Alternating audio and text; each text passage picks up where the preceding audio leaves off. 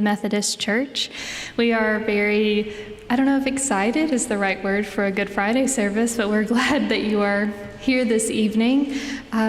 This service has a lot of moving parts, and so we just invite you to not only be in a posture of prayer and worship, but also a posture of noticing kind of what your thoughts are, what your breath is, where you find yourself reacting within your body. Just because, like I said, there's a lot going on. So we just appreciate you are here this evening to join us for this solemn service, this Holy Week of 2022. So let us prepare our hearts and minds for worship this evening.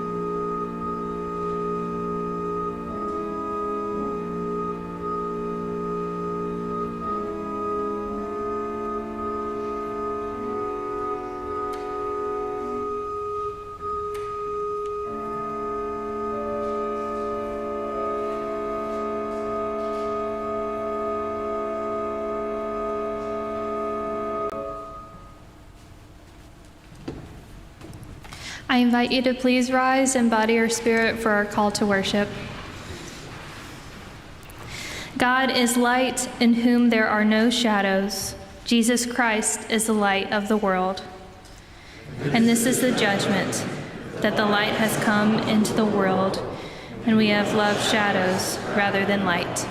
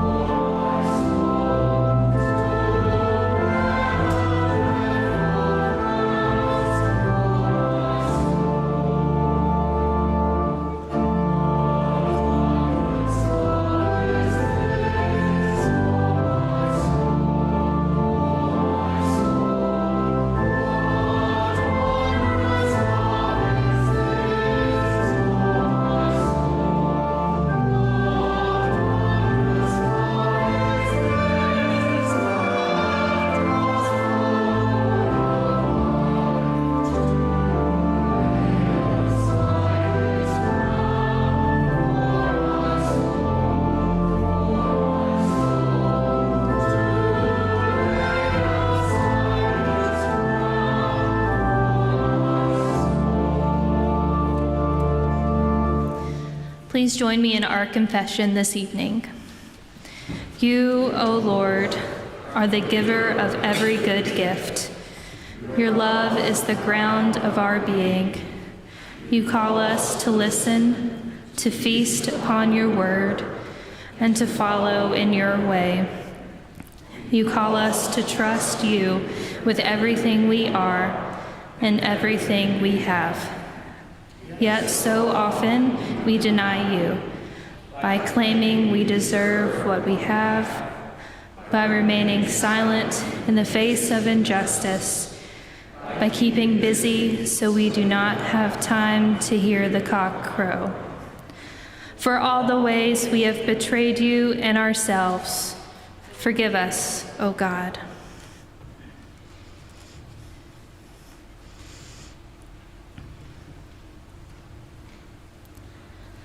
Open wide the door of life, O God, and give us courage to walk through.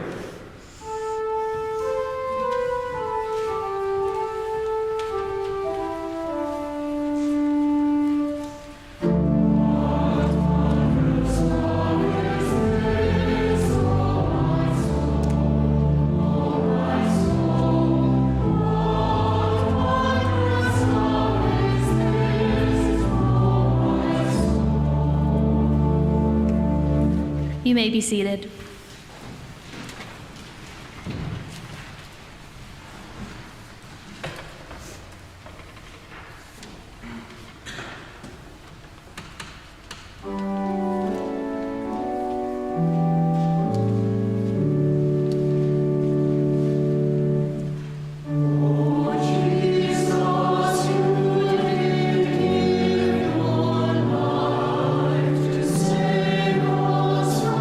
All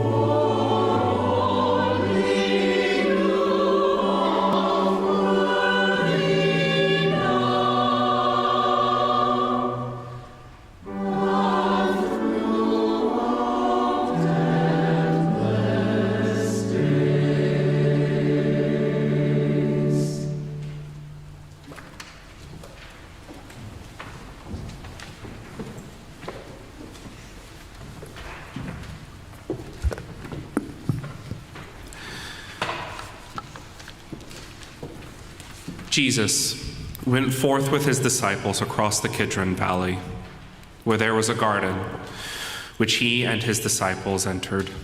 Now Judas, who betrayed him, also knew the place, for Jesus often met there with his disciples. So Judas, procuring a band of soldiers and some officers from the chief priests and the Pharisees, went there with lanterns and torches and weapons. Then Jesus, knowing all that was to befall him, came forward and said to them, "Whom do you seek?" They answered him, "Jesus of Nazareth." Jesus said to them, "I am he." Judas, who betrayed him, was standing with them. When he said to them, "I am he," they drew back and fell to the ground. Again, he asked them, "Whom do you seek?" And they said, "Jesus of Nazareth." Jesus answered, "I told you that I am he. So if you seek me, let these men go." This was to fulfill the word which he had spoken. "I do not lose a single one of those whom you gave me." Then Simon Peter, having a sword, drew it back and struck the high priest's slave and cut off his right ear. The slave's name was Malchus. Jesus said to Peter, "Put your sword into its sheath. Shall I not drink the cup which the Father has given me?"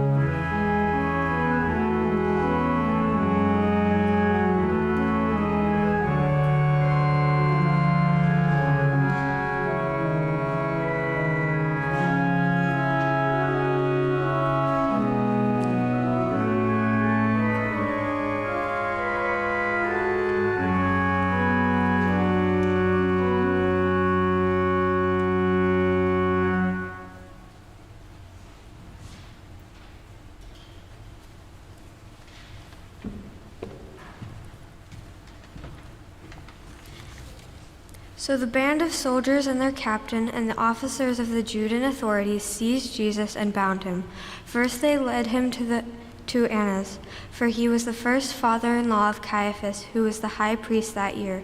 It was Caiaphas who had given counsel to the religious authorities that it was expedient that one man should die for the people.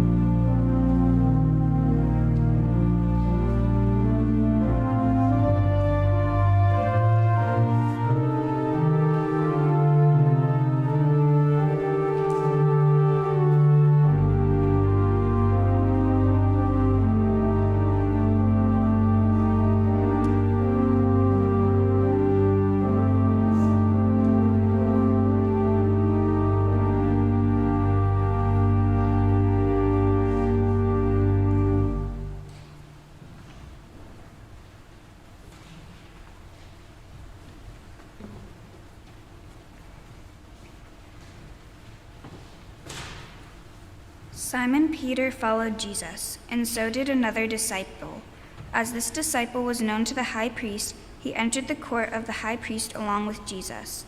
While Peter stood outside at the door, so the other disciples, who was known to the high priest, went out and spoke to the woman who guarded the gate, and brought Peter in. The woman who guarded the gate said to Peter, "Are not you also one of this man's disciples?" He said, "I am not." Now the servants and officers had made a charcoal fire because it was cold, and they were standing and warming themselves. Peter also was with them, standing and warming himself.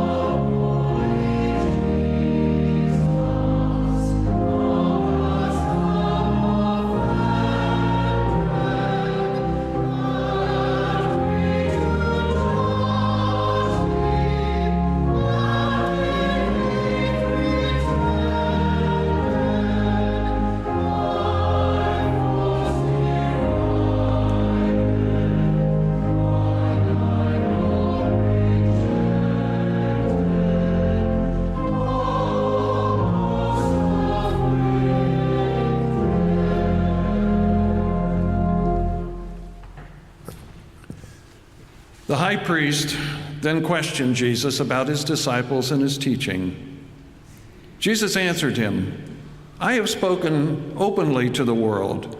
I have always taught in synagogues and in the temple where all Jewish people come together. I have said nothing secretly. Why do you ask me? Ask those who have heard me what I said. They know what I said." And when he had said this, one of the officers standing by struck Jesus with his hand, saying, "Is that how you answer the high priest?" Jesus answered him, "If I have spoken wrongly, bear witness to the wrong. But if I have spoken rightly, why do you strike me?" Annas then sent him bound to Caiaphas the high priest.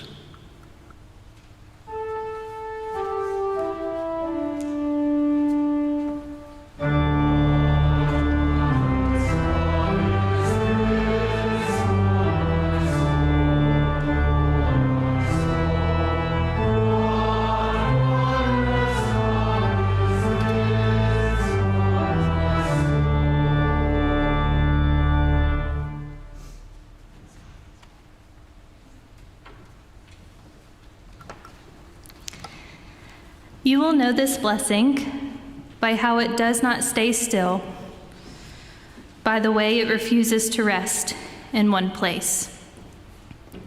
You will recognize it by how it takes first one form, then another. Now running down the face of the mother who watches the breaking of the child she had borne. Now in the stance of the woman who followed him here and will not leave him. Now it twists in anguish on the mouth of the friend whom he loved. Now it bears itself in the crowd, the wound, the cry, the finishing, the final breath. This blessing is not in any one of these alone. It is what binds them together. It is what dwells in the space between them, though it be torn and gaping. It is what abides in the tear and rending makes.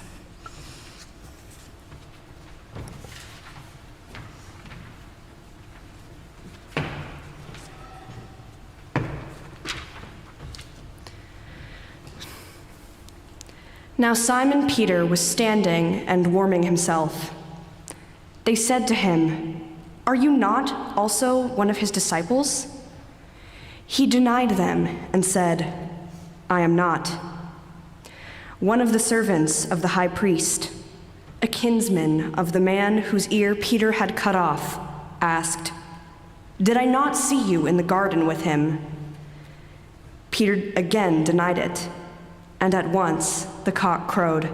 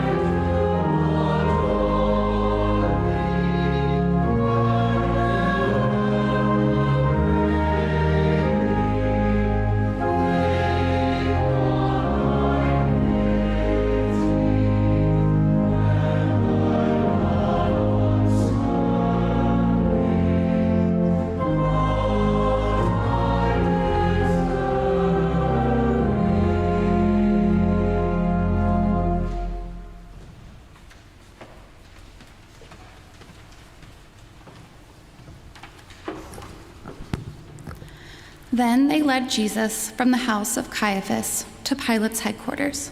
It was early. They themselves did not enter the headquarters, so that they might not be defiled, but might eat the Passover. So Pilate went out to them and said, "What accusation do you bring against this man?" They answered him, "If this man were not an evildoer, we would not have handed him over." Pilate said to them, "Take him yourselves and judge him by your own law."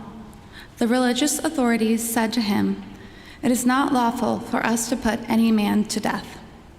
This was to fulfill the word which Jesus had spoken, to show by what death he was to die. Pilate entered the headquarters again and called Jesus and said to him, "Are you the king of the Jews?"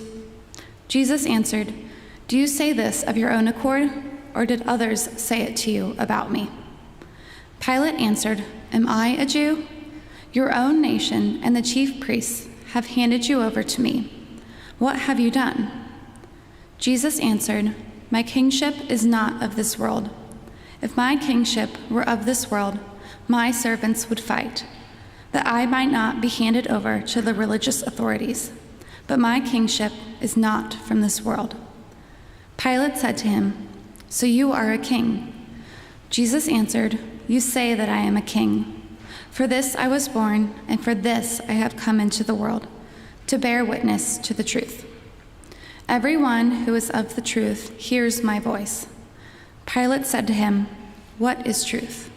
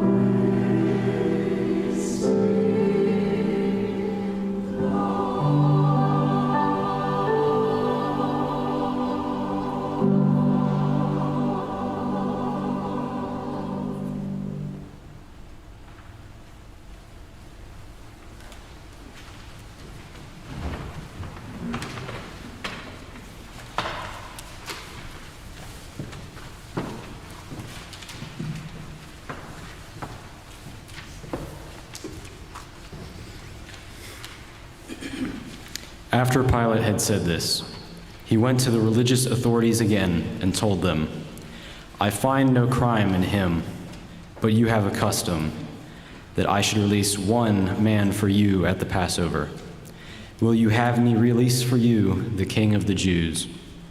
They cried out again, "Not this man, but Barabbas." Now Barabbas was a robber. Then Pilate took Jesus and scourged him. And the soldiers painted a crown of thorns and put it on his head. And arrayed him in a purple robe, they came up to him, saying, "Hail, King of the Jews," and struck him with their hands.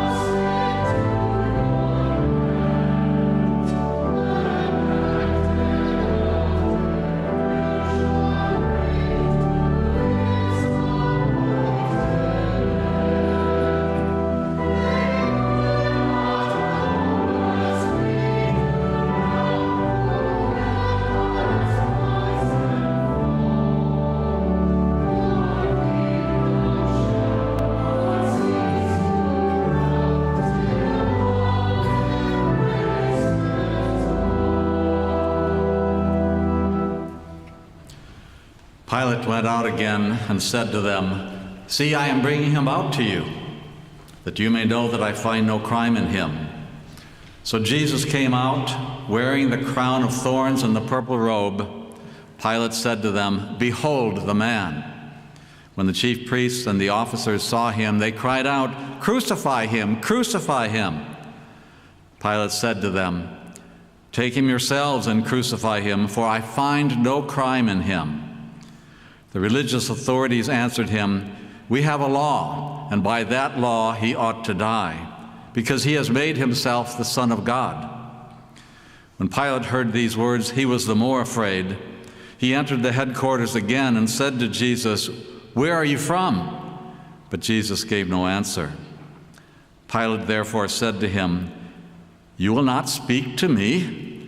Do you not know that I have power to release you and power to crucify you?" Jesus answered him, "You would have no power over me unless it had been given you from above. Therefore, he who delivered me to you has the greater sin." Upon this, Pilate sought to release him, but the religious authorities cried out, If you release this man, you are not Caesar's friend. Everyone who makes himself a king sets himself against Caesar." When Pilate heard these words, he brought Jesus out and sat down on the judgment seat at a place called the Pavement, and in Hebrew, Gabbatha. Now it was the day of preparation of the Passover. It was about the 6th hour. He said to the religious authorities, "Behold your king." They cried out, "Away with him! Away with him! Crucify him!" Pilate said to them, "Shall I crucify your king?"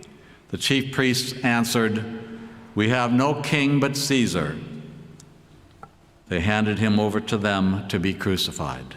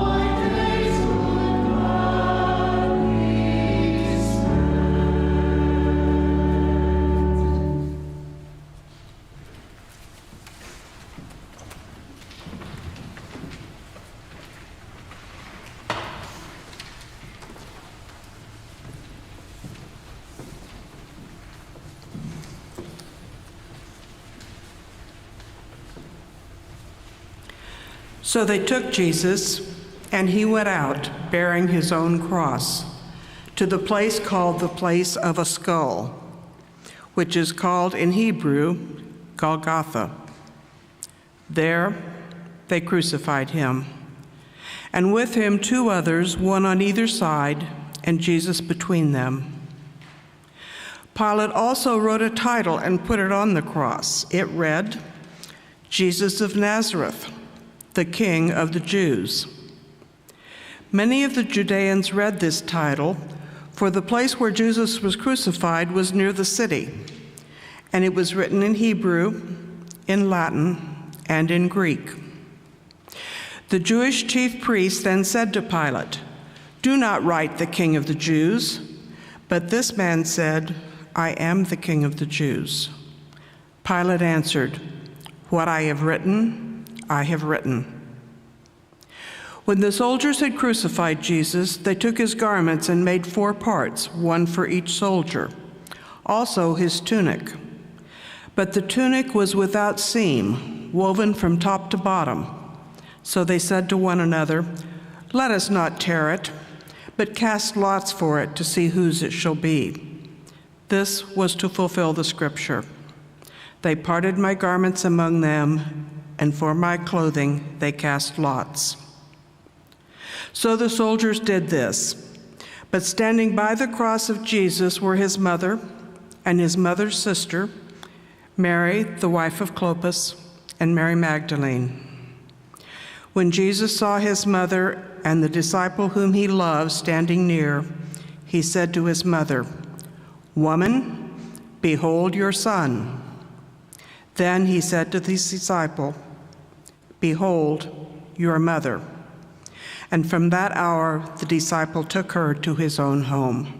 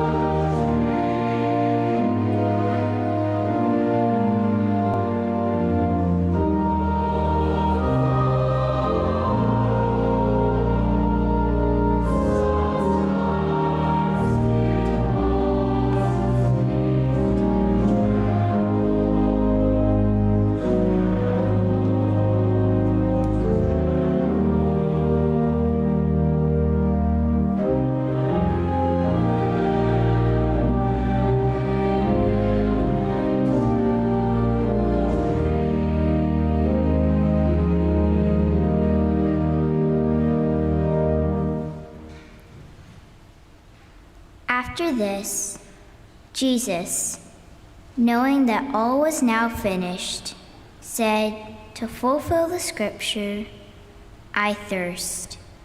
A bowl full of vinegar stood there. So they put a sponge full of vinegar on the hyssop and held it to his mouth. When Jesus had received the vinegar, he said, It is finished. And he bowed his head and gave up his spirit.